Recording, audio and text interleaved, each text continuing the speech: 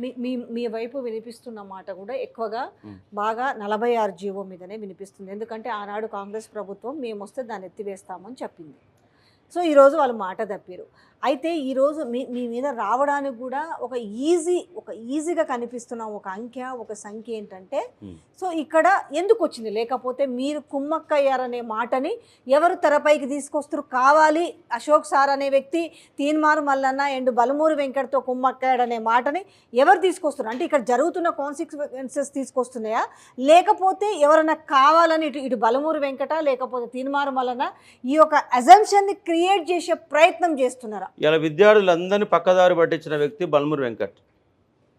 వాళ్ళు అటు ముందుకు ఉద్యమం చేయకుండా మధ్యలో ఆయన ఒక బ్రేక్ పాయింట్గా నిలబడ్డాడు, బ్రేక్ చేస్తున్నాడు. వాళ్ళు ముందుకు పోకుండా జీవో నెంబర్ 46 ఈ పార్టీకి వాళ్ళు కొట్లాడి సాధించుకునే వాళ్ళు. ప్రభుత్వాన్ని మీద చర్చించిండు. ప్రభుత్వం ఇవ్వని చెప్తుంది, ఆ మాట చెప్పాలి కదా. గవర్నమెంట్ ఇవ్వని చెప్తుంది. వాళ్ళు ఇవాళ ముఖ్యమంత్రి మీటింగ్ పెట్టుకున్నాడు, శ్రీనివాసరావు మీటింగ్ పెట్టిండు, మంత్రులంతా మీటింగ్ పెట్టిరు, ఇవ్వమని చెప్తున్నారు వాళ్ళు. మరి ఇవ్వని చెప్పినాక ఇస్తామని చెప్పేసి ఈయన మళ్ళీ మధ్యలో మాట ఎట్లా మాట్లాడతాడు? వాళ్ళని బ్రేక్ చేసిన వాళ్ళని అందరూ స్ప్లిట్ చేస్తూ ఉన్నాడు, వాళ్ళని బుజ్జగించే ప్రయత్నం చేస్తున్నాడు, వాళ్ళని ఆగం చేసే ప్రయత్నం చేస్తూ ఉన్నాడు. ఇది కరెక్ట్ కాదు, ఇది కరెక్ట్ కాదని చెప్తా ఉన్నా. ఎందుకంటే అందుకే ఆయన 3 నెలల కాలంలోనే ఎమ్మెల్సీ పదవి వచ్చి 4 నెలల కాలంలోనే ఆయన తీవ్రమైన వ్యతిరేకత మూట కట్టుకున్నాడు. ఆయన విద్యార్థుల తరపున నిలబడితే బాగుంటుంది, లేకపోతే ప్రభుత్వం మీద ఎంత వ్యతిరేకత వస్తుందో అంతకు మించి 300% వ్యతిరేకత బలమూరి వెంకట్ మీద రాబోతూ ఉంది. ఇప్పుడు అడ్డగోలుగా సంపాదించిన డబ్బు అంటే పేరు వింటున్నాం ఇప్పటికీ. అవును, అడ్డగోలుగా సంపాదించిన డబ్బులు, అడ్డగోలుగా సంపాదించిన కార్లు, సో ఒక మీడియాని, ఒక సోషల్ మీడియాని అడ్డు పెట్టుకొని ప్రజలకు నాకు వచ్చిన డబ్బంతా కూడా నేను అందరికీ కూడా 100 మందికి 1000 మందికి నేను హార్ట్ సర్జరీలు చేయించాను, బ్రెయిన్ సర్జరీలు చేయించాను, సో నేను చాలామందికి ఉపాధి కల్పించాను, ఇవన్నీ చెప్పుకుంటూ మ్యానిపులేట్ చేసుకుంటూ వస్తున్న వ్యక్తి ఈరోజు మీరు అన్నట్టుగా మిగతా వాళ్ళందరినీ మ్యానిపులేట్ చేయలేడని.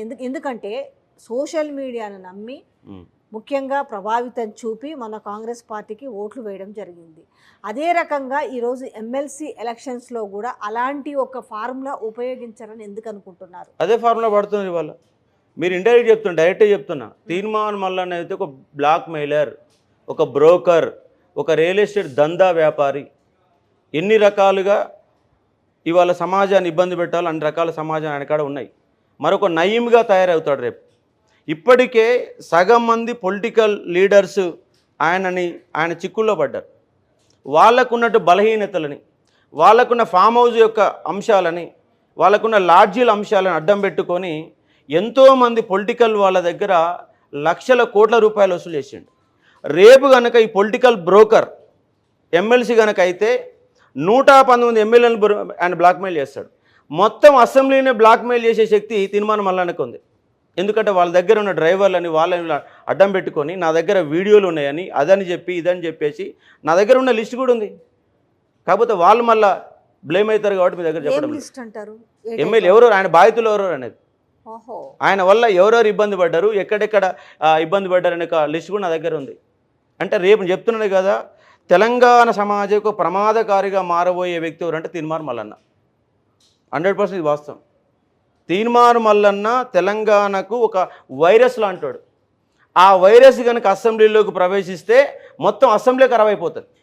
అలాంటి వ్యక్తి ఇవాళ ఆల్రెడీ సోషల్ మీడియా దుమ్మెత్తిపోస్తుంది.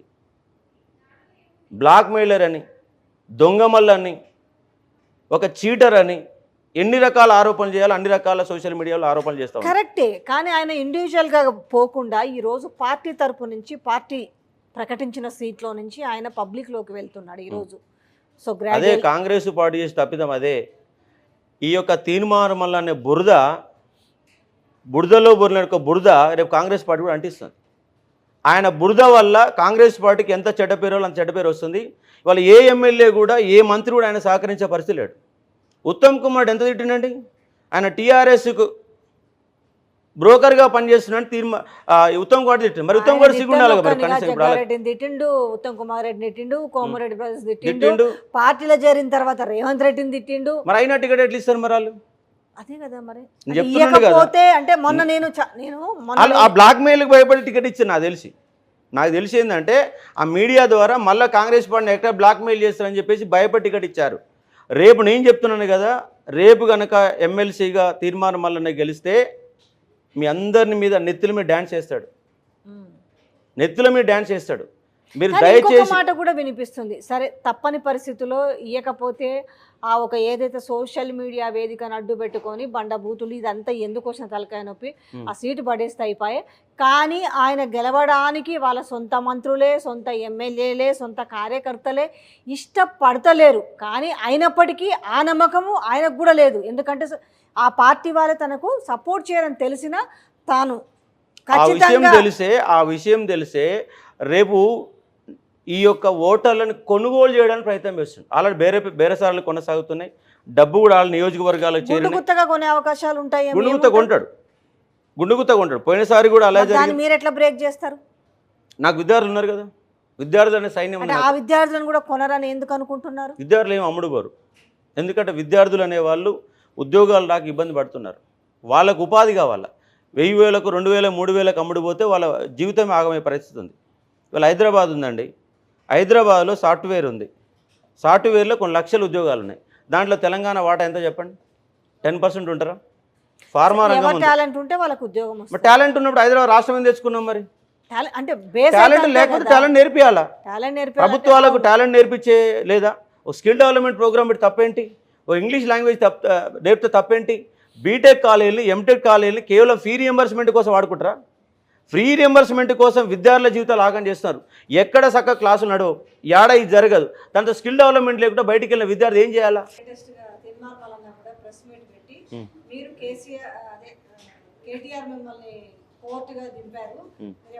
మరి కాంగ్రెస్ కోవట్ అంటే యాడ్ చేసి ఆల్రెడీ సోషల్ మీడియాలో కూడా వైరల్ చేస్తున్నాడు. అంటే ఇదొకటి కూడా మేమేమి ఇంతసేపు అడిగింది ఏంది, మీరు తీర్మానం మల్లన్నకి మీరు కుమ్మక్కయ్యారని అడిగిన క్వశ్చన్ మేము ఒకటైతే ఆయన ఇంకో దానికి తెరదీసాడు. దానికి ఏం చెప్తారు? మాకు ఎల్బీ నగర్ ఎమ్మెల్యే సుధీర్ రెడ్డి అప్పుడు ఎగ్జామ్ వాయిదా విషయంలో అసెంబ్లీలో మాకు సహకరించింది. ఆయన టీఆర్ఎస్ పార్టీలో ఉన్నప్పటికీ ఆయన క్వశ్చన్ రేజ్ చేసి సమస్యను బయట తీసుకొచ్చిన కారణంగా ఆయన కలవడం జరిగింది. ఆ కలిసిన ఫోటోని ఎప్పుడో 5-6 నెలల కింద దిగిన ఫోటోని ఇవాళ బయట పెట్టేసి ఆయన చెప్పే ప్రయత్నం చేస్తున్నాడు. అది కరెక్ట్ కాదు. ఎందుకంటే ఎప్పుడు ఆయన్ని ఆ ఎన్నికల కంటే ముందు ఆయన కలిసినటువంటి వాస్తవం. ఎందుకు కలిసాము అంటే ఈ వాయిదా ఉద్యమ కాలంలో ఆయన కలిసినాం. నేనే కాదు, నిరుద్యోగులందరి నుంచి కలిశారు. దానివల్ల బయట తీసుకొచ్చి ఆయన కోవటి, ఆయన కాంగ్రెస్ వాళ్ళు వీళ్ళు కోవట్ అంటారు, టీఆర్ఎస్ వాళ్ళ కోవట్ అంటారు. అశోక్ సార్ ఎవరు కోవటు కాదు, నిరుద్యోగుల సంబంధించిన కోవట్టు.